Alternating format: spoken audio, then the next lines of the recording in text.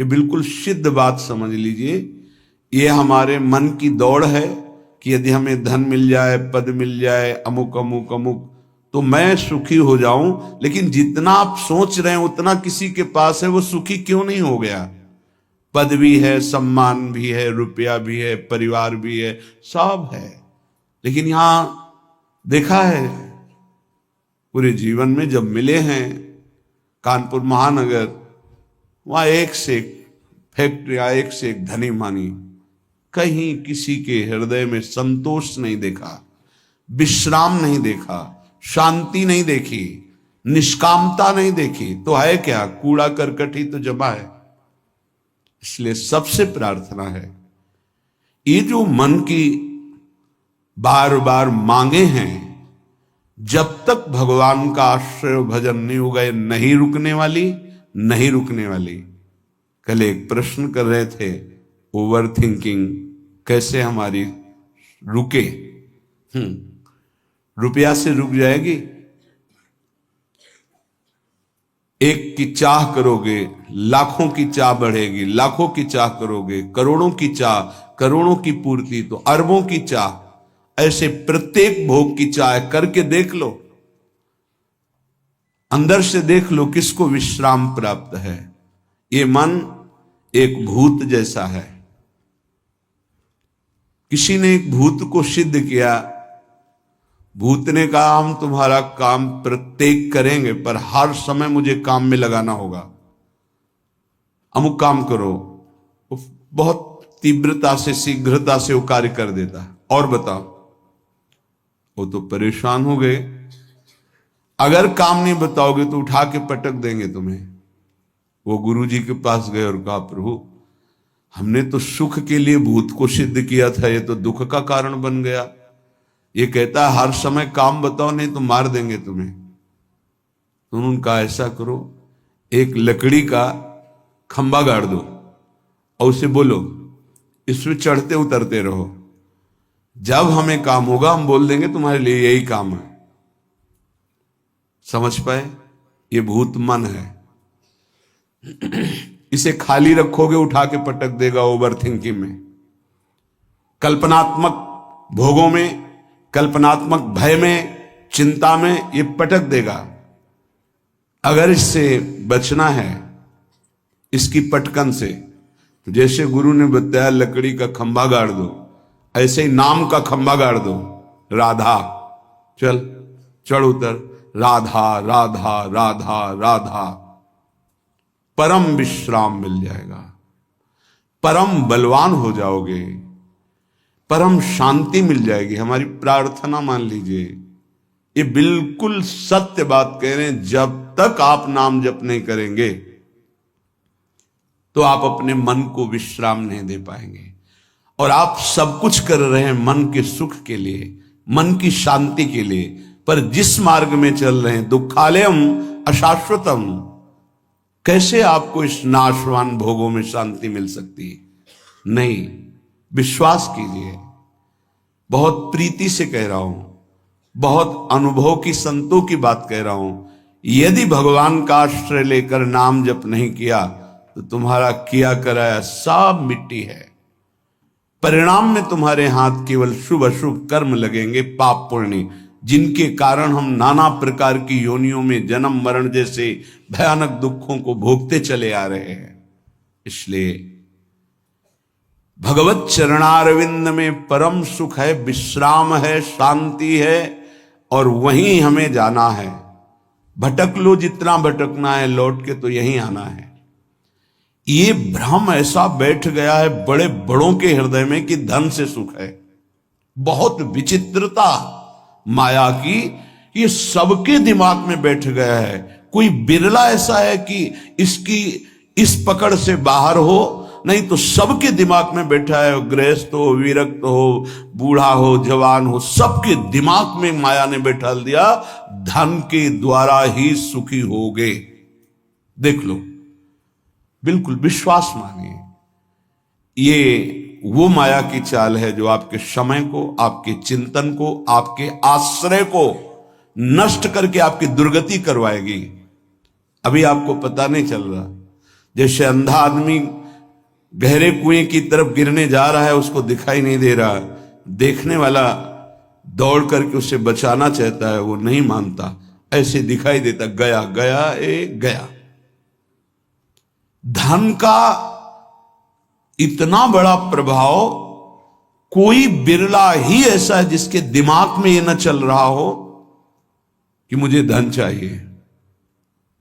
बिल्कुल आप आनंद पूर्वक विचार कर लीजिए, वृंदावन की भूमि में बैठे हैं, अगर किसी के हृदय में आता है कि मुझे नहीं चाहिए, वो भगवद आश्रित होगा, दूसरी कोई ऐसी वृत्ति नहीं जिसके द्वारा धन से आकर्षित न कर लिया जाए।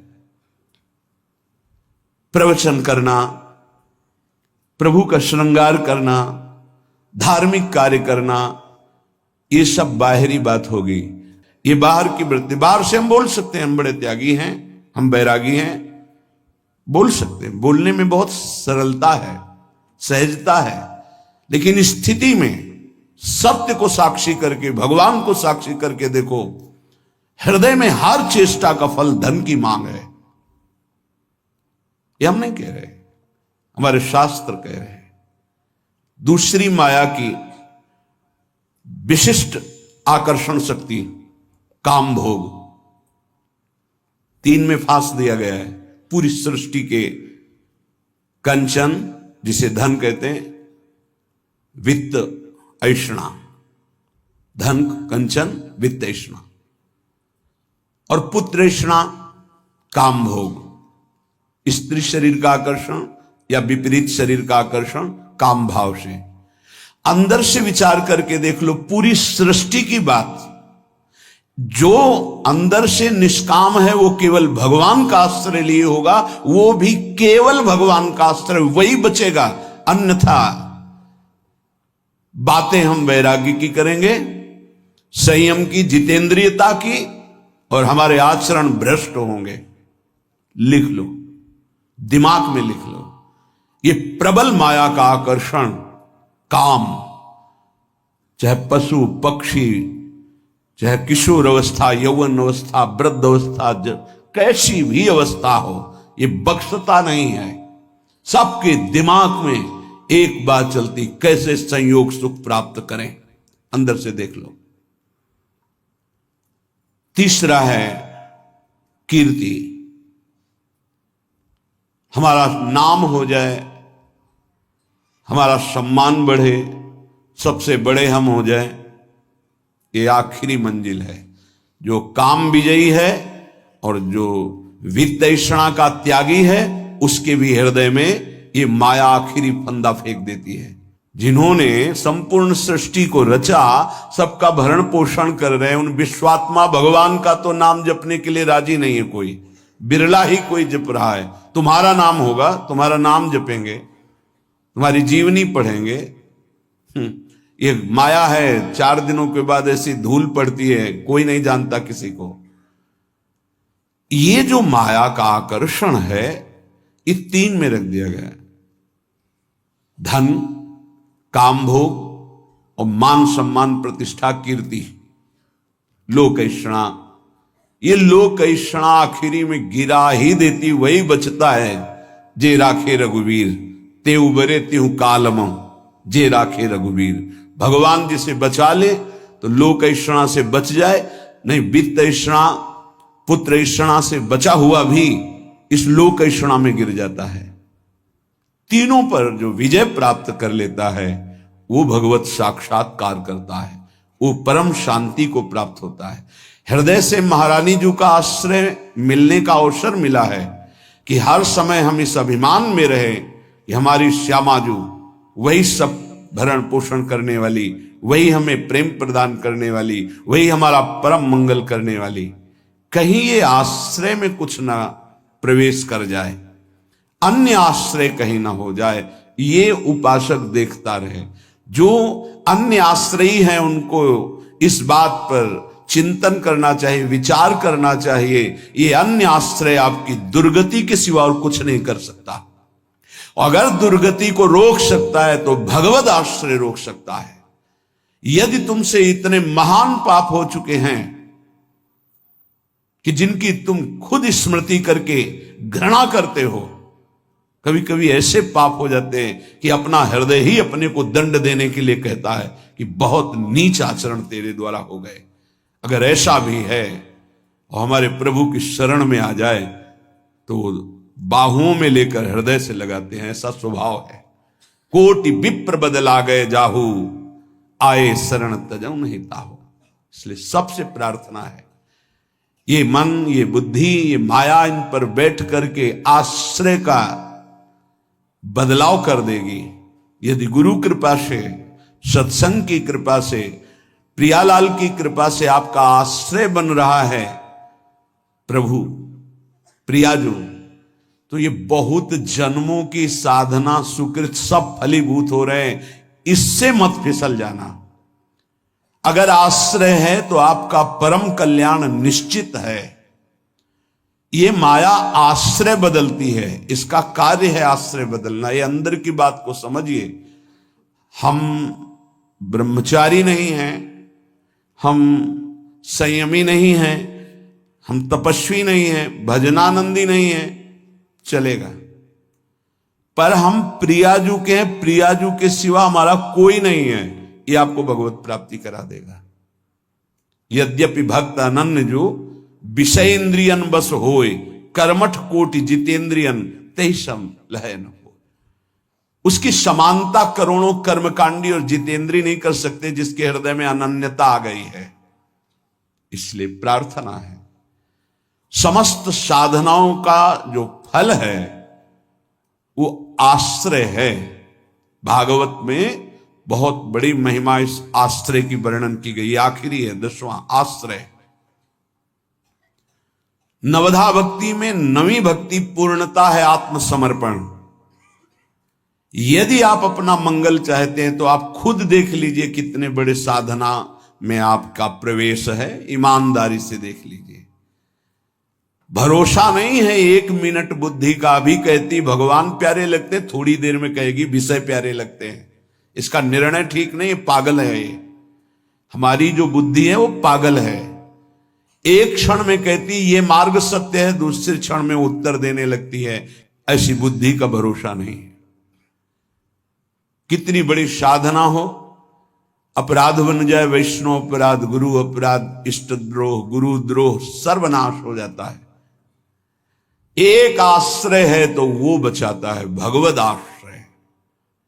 आश्रय को आप यदि समझ लें तो निश्चिंत हो जाएंगे, निर्भय हो जाएंगे, निःशोक हो जाएंगे। आप प्रभु के अंश हैं। ये प्रकृति प्रभु के द्वारा रची हुई है। ये भगवान का एक जादूमय खेल है। आप उनके अंश होकर इस खेल में फंस रहे हैं।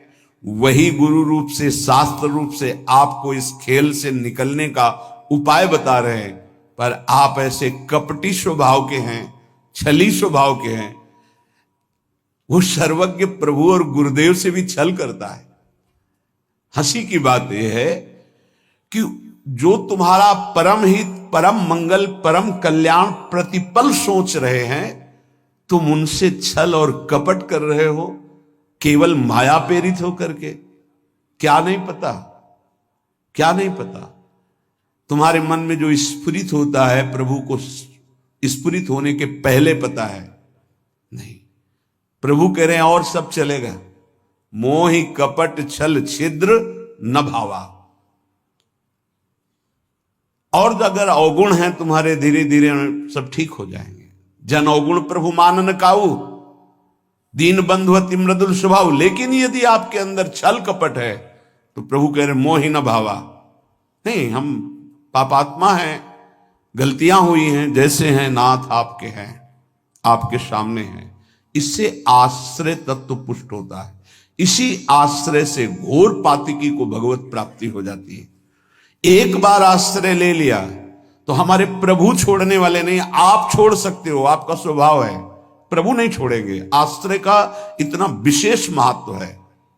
जैसे कई बार सत्संग में सुनाया कि जगन्नाथ जी के श्रीअंग पार्षद कुसंग वशात वैश्यागामी हो गए। जब ये पता चला तो उनको बुलाया और कहा कि आप श्रीअंग सेवा भी करते हैं और वैश्या के संयोग में जाते हैं, तो दो में से एक को स्वीकार करें, या तो जगन्नाथ जी के श्रीअंग की सेवा या वैश्या के संग। कामाशक्त चित्त हो गया था, इसलिए जगन्नाथ जी की सेवा छोड़ दी। पर खास बात, आश्रय नहीं छोड़ा, जगन्नाथ जी की प्रसादी पादुका अपने साथ ले गए। एक बार उठाकर सर में पादुका रख लेते और छाती से लगा के कहते, प्रभु मैं आपकी माया में फंस गया हूं, मेरी हिम्मत नहीं कि मैं इसका संग छोड़ सकूं, मैं आसक्त चित्त हो गया हूं। कई वर्षों के बाद जब उनका शरीर पूरा हुआ तो जगन्नाथ जी ने अपने पार्षद को आदेश किया, जैसे मेरे पार्षदों की अंतिम क्रिया होती है, अंत्येष्टि संस्कार होते हैं, वैसे उसका करो। तो उन्होंने कहा, प्रभु उसने तो आपको छोड़ दिया, वैश्या को स्वीकार किया, अब हम कैसे कर सकते हैं? तो उनका जगन्नाथ जी ने कहा, नहीं, उन्होंने छोड़ दिया लेकिन हमने नहीं छोड़ा, हमारा स्वभाव छोड़ने का नहीं है। आप इस बात पर ध्यान दीजिए, कितना भी अपराध बन जाए, भगवान अपने भक्त को नहीं छोड़ते। नामे भक्ता प्रणश्यति, वही जब अंत्येष्टि क्रिया बाहरी भगवान आदेश कर रहे हैं, तो उनकी अंतिम गति में क्या भगवान कोई गड़बड़ी होने देंगे क्या? परम पद की प्राप्ति होगी। एक बार भगवान स्वीकार कर ले, आप आश्रित हो जाइए। एक बार कृष्णदास जी जो पुष्टि मार्गी हैं, आचार्य चरण से कुछ ऐसा, तो बाजार में देखा सुंदर जलेबी बन रही थी, इससे देखो ओ ये तो श्रीनाथ जी के लिए बहुत सुंदर, भाव में भर गए। तो उधर जब आचार्य चरण ने पर्दा खोला तो श्रीनाथ जी जलेबी पा रहे थे। तो कहा, जय जय, बाजार की वस्तु तो आपको भोग लगती नहीं और हमने अभी लगाया नहीं, ये कहां से आप पा रहे हैं? उन्होंने भाव में लगाया भोग और यहां साक्षात श्रीनाथ जी पा रहे। उनका कृष्णदास ने बाजार से भोग लगाया है। वह प्रभु कृष्णदास जी का तो त्याग कर दिया गया है, फिर आप भोग? बोले, आप आचार्य हो, आप गुरु हो, आप त्याग कर सकते हो, पर मेरा स्वभाव नहीं। एक बार जिसे पकड़ लिया उसे मैं कभी छोड़ नहीं सकता, वो भले मुझे छोड़ दे, मैं उसे नहीं छोड़ सकता।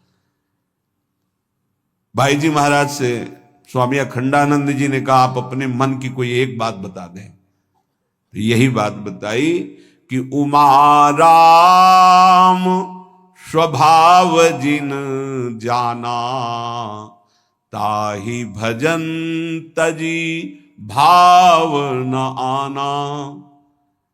जिसने भगवान का स्वभाव जान लिया, उसे भजन को छोड़कर और कुछ अच्छा नहीं लगता। मान लीजिए, कृपा कर दीजिए, अपने ऊपर कर दीजिए, हमारे प्रभु का नाम तुम्हारी समस्त समस्याओं का समाधान है। बस कुछ दिन मन लगे ना लगे, काम बने ना बने, कोई लाभ दिखाई दे ना दिखाई दे, आप सतत नाम जपने का प्रयास कीजिए। परिणाम में नाच पड़ेंगे आप। पहले आपके पापों का नाश होने दीजिए। नाम का प्रभाव महाअमृत में, जिसने नाम को स्वीकार किया, चाहे वो जैसा रहा हो, उसका परिणाम बड़ा मंगलमय निकला है।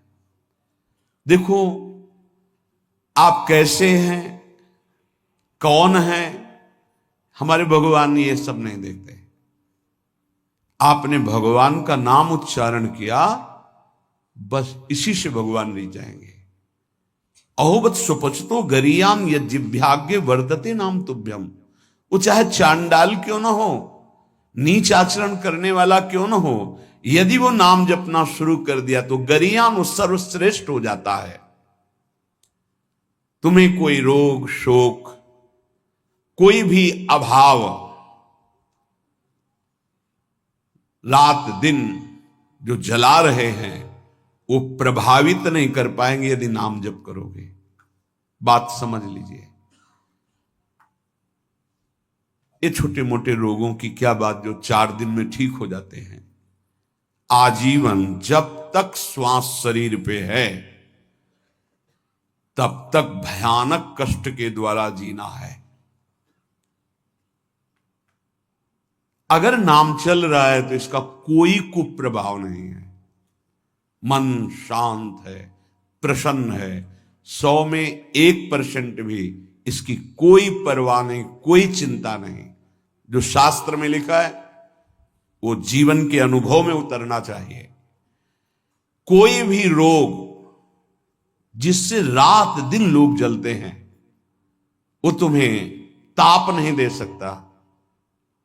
कष्ट आएगा लेकिन वो आपको परास्त नहीं कर पाएगा। इधर से कष्ट का प्रहार तो इधर आनंद की वो बाढ़ लगी हुई है कि इधर लहरें कष्ट की हो रही, वो आनंद में डूबा हुआ है। ये किससे होता है? नाम जप से। प्रार्थना मान लीजिए, ये प्रवचन नहीं, ये जीवन है। अगर आप मान लेंगे तो निहाल हो जाएंगे, आप मस्त हो जाएंगे, आप इस दुखालय से पार हो जाएंगे। शोक, जिन वस्तुओं का हम सेवन करते हैं, जो प्रिय वस्तु होती है, प्रिय जन होते हैं, इनके वियोग में बहुत शोक होता है। सच्ची मानिए, यदि नाम जप कर रहे हैं आप और आपका नाम संग्रह हो चुका है, पाप नष्ट हो चुके हैं, तो आपको कभी किसी के भी वियोग में, चाहे वस्तु हो, पद हो, संपत्ति हो, संबंधी हो, आपके हृदय में ताप नहीं लग सकता। जासु नाम भव भेषज हरन घोर त्रैशूल, दैहिक दैविक भौतिक ताप, ये नाम जापक के हृदय में नहीं लग सकते, मस्ती रहती है। नरसिंह मेहता जी के पुत्र जब पधारे तो करताल उठाकर नाच रहे हैं गोविंद के सामने। बड़ा अच्छा किया, आप अपनी वस्तु स्वीकार कर लिए। धरोहर थी, आपने ले ली, आपकी धरोहर आपने ली, मस्त होकर, कोई शोक नहीं। चाहे जितनी हानि हो जाए, उसको विश्वास है कि जिसने बिना किसी की सहायता के एक पलक झपकने में अनंत ब्रह्मांडों का सृजन कर दिया, वो भगवान जब चाहेंगे, अगर लौकिक सुख देना चाहेंगे तो बौछार हो जाएगी। इसलिए उसे शोक नहीं होता। अभाव, ये चाहिए, वो चाहिए, वो चाहिए। हमें प्रार्थना भी नहीं करनी भगवान से ये चाहिए। सच्ची मानिए, जैसे छोटे बच्चे का ध्यान माता स्वयं रखती है, क्योंकि वो मांग अपनी प्रस्तुत नहीं कर सकता। समय से कब उसे भोजन पवाना है, कब कौन सा वस्त्र धारण करवाना है, कब क्या उसकी सेवा करनी, ये स्वयं मां चिंतन करती है। ऐसे अनंत माताओं का वात्सल्य लिए हुए हमारे प्रभु अपने जनों का चिंतन करते हैं। योगक्षेमम वहाम्यहम शब्द पर ध्यान दीजिए। अपना कार्य है अनन्यश्चिंतयन्तो माम, भगवान का कार्य है योगक्षेमम वहाम्यहम। हम नाम जप करते हुए अपने कर्तव्य का पालन कर रहे, और श्री भगवान अपने कर्तव्य का, योगक्षेमम वहाम्यहम। जो अप्राप्त है उसे प्राप्त करा दूंगा, जो प्राप्त है उसकी रक्षा करूंगा, इसे कहते हैं योगक्षेमम। तू क्यों रो रहा है? अब मत रो, अब भगवान नाम जप कर, नाम रट, फिर देख जन्म जन्म से ये घिघियाते रोते चले यार, ये दे दो, ये दे दो, ये दे दो, फिर मरे, फिर वहीं से शुरू, ये दे दो, ये दे दो। कब तक ये भिखमंगापना हमारे मन में बैठा रहेगा? अरे मंगवे भलो न बाप सो, जो प्रभु राखे टेक। अविनाशी का बच्चा घिघियाता घूम रहा है विषयों में, समझ में नहीं है ना, समझ में प्रभु की समझ नहीं है, इसीलिए ये दुर्दशा होती चली जा रही। एक जन्म से असंख्यों जन्म हो गए ये मांगते मांगते। ये मंगतापना कब मिटेगा? ये अभाव कब मिटेगा? जब भाव का पता चल जाएगा। आप बहुत बड़े के हैं, आप स्वयं परमानंदमय हैं। आपको किसी वस्तु, स्थान, व्यक्ति से आनंद की खोज नहीं करनी। बस बाहर भटक रहे हो, इसलिए तुम्हारा जो भाव है वो अंतर्हित हो चुका है। अंतर में आओ तो न शोचति न कांक्षति समः सर्वेषु भूतेषु मद भक्तिम लभते पराम। न कोई शोक, न कोई चिंता, एक परमानंद की अनुभूति। ना मानो तो भोग लो, जलो, ये माया दुर्दशा कर देगी। ना मानो, जलते रहो।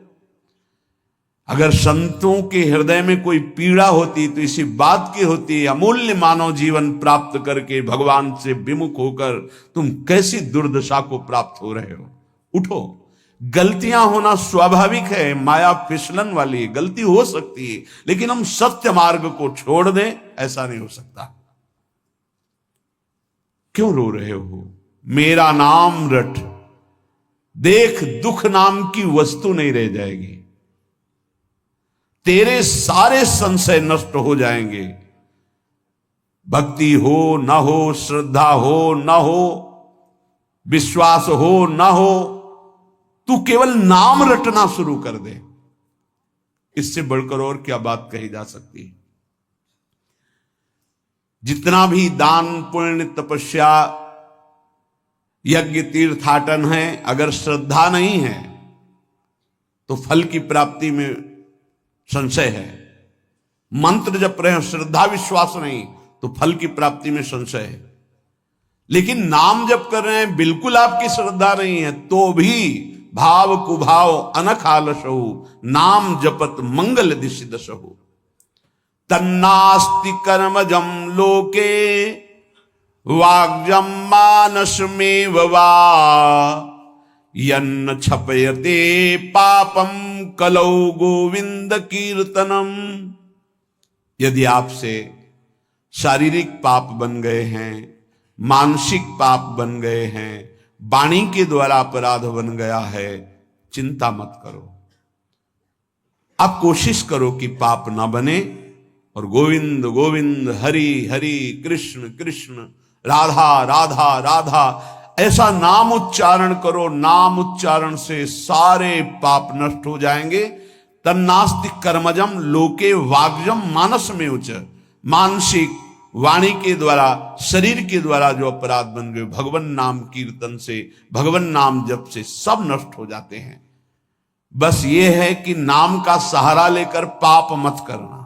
अब तक जो हुए सो हुए, चूक हो जाएगी तो नाम भस्म कर देगा उस पाप को। जानबूझ करके संकल्प करके हर्षित होकर पाप करेंगे कि शाम के नाम जप कर लेंगे, दिन भर पाप करते हैं, तो फिर वो नामापराध लागू हो जाएगा और वो प्रभाव नाम का नहीं पड़ेगा और आपको उसका दंड मिलेगा।